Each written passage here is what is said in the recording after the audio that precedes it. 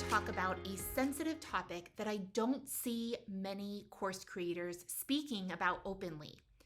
If you have an online course that you've sold before, but over the last year you've seen your revenue really take a nosedive, then this episode is going to be incredibly helpful for you. So let's get into it. Lately, I've seen some private chatter amongst colleagues who have seen a dip in their online course revenue. Now, it would be easy to chalk this up to the economy, but I have clients that are in similar niches as those who are struggling, and they are experiencing exponential growth in their business. So what gives? What are those who perceive that nobody wants to buy their course doing differently than those who continue to experience success? Now, what I've discovered is a bit nuanced. So in order to get any value from what I'm about to share, you'll need to listen all the way to the end. That's because some of what I'll say sounds weird and it takes a little time to sink in. At least it did for me. So the first thing I noticed about those who are struggling is that they recently entered a brand new space with zero competition. Now, if you are in a marketplace where there is nobody else doing what you're doing, there might be a reason for it. And that reason may be that nobody cares about it yet. So that's not to say that there isn't room for innovation, right? Airbnb was the first of its kind. Uber was the first of its kind.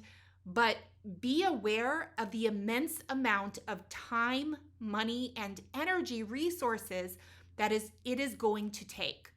So it will always be easier to get started in a market where you have some competition, because that means that there's already a demand for it.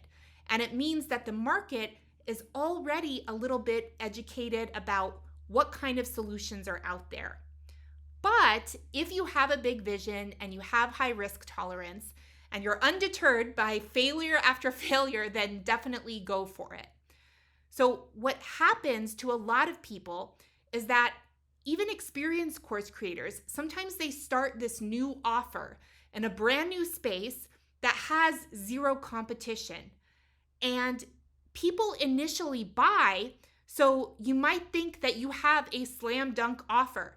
You're like, oh my gosh, this is incredible. Like, I knew this was new and different, and it turns out everyone wants it. This is incredible. The sales are just going to keep on coming, right?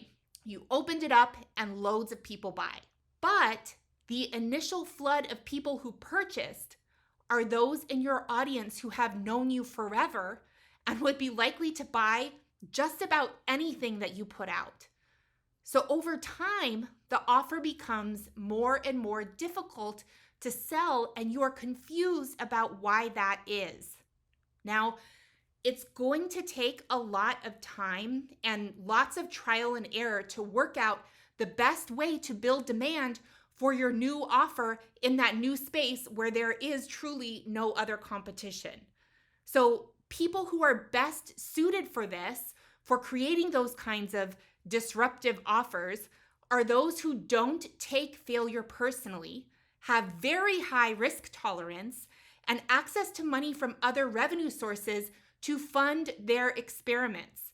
Now, if you don't have that yet, that's okay. We all need to eat. So have patience to build up revenue sources from problems people know they have, and then reinvest that revenue into developing your other ideas. The second thing I noticed about those who are really struggling right now is that it's never a good idea to assume that people want to have it just because you really, really want to sell it. So there are two ways that you can position your offer: nice to have or need to have. And in times like these, the nice to haves are not going to cut it. So a nice to have is something that sounds good, but it's okay to buy later. Right now, people are being more discerning about what they purchase, but they're still purchasing, they're still buying, they're still investing, but they're practicing more discernment. So if you have positioned your course as something that, that sounds nice to have, but it's not really necessary, they're probably going to pass on it and use their funds to invest in something else that they feel is a higher priority. So a need to have offer solves a problem for someone who is extremely frustrated trying to solve that problem on their own. Now, one of the things that we are famous for in my company is helping course creators position their offer as a need to have. Now, this doesn't mean creating a new course. It means changing the way you position your online course, especially relative to all your competitors. We believe your course has the power to change hundreds, thousands, or even millions of lives, but only if you can effectively position it as a need to have. Now, I have seen courses about how to needle felt a portrait of your dog absolutely flourish because it's positioned as a need to have. And I've also seen courses about how to build generational wealth completely tank because it's positioned as a nice to have. So it's not the topic itself that matters. It's the way you position it relative to your competition in a way that immediately connects with people you can help. So I've seen too many people fail because they think the only way to make millions is if they are teaching others how to make money. But if that's true, then why are so many course creators who teach about making money struggling right now? And why are others that are teaching about playing a guitar, or learning how to play the banjo, absolutely flourishing? It's not the topic that matters, it's your position. And as the CEO of your business, it's your responsibility to generate demand for the products that you sell, not to jump from topic to topic in search of something that sounds easy. The third thing that I noticed about those who are struggling is that they are thinking way too much about the competition, to the point where their message is starting to sound very similar to what they are saying. And it might be because they're feeling insecure about their offer. And so then they're telling themselves that in order to be successful, they need to do and say things in the same way as these other people that they perceive to be successful. But so even though it might be unintentional, because they are spending all of their time scrolling through social media, looking at what everyone else is doing, they're letting all of their competition's like messaging kind of seep into their brain, and it ends up coming out in a way that doesn't stand out at all. It seems the same. And in doing that, it kind of fuels the cycle because then your offer blends in even more and you're standing out even less. Now, on the flip side of things, the fourth thing I noticed about those who are struggling are those that are not thinking enough about the competition. So you are unaware that many others are starting to use similar messaging. Now, this is something that at my company, we actually really struggled with earlier this year. And I went through a period, it was for sure all of 2021 and probably, I think a bit into 2022 where I was just totally off social media. So my brand was on social media and they were continuing to post and create content for it and everything. But I was just like, oh, I need a break, right? So I took that break, which on the surface, it sounds like a good thing, right? Yes, of course, take a social media break, no problem. But the problem was that I was so heads down, focused on my own work and staying in my own lane that I wasn't lifting my head up to look around and see who else had squeezed into my lane and was causing friction for us, right? We weren't able to run as quickly. And that was because I was too heads down focused on doing what I was going to do. And I think for a lot of us creatives, a lot of us course creators who really pride ourselves on being creative and innovative, the weak part, the kind of the flip side, the weakness of that is that sometimes you can be so focused on innovating and creating for yourself that you fail to kind of see what's going on around you.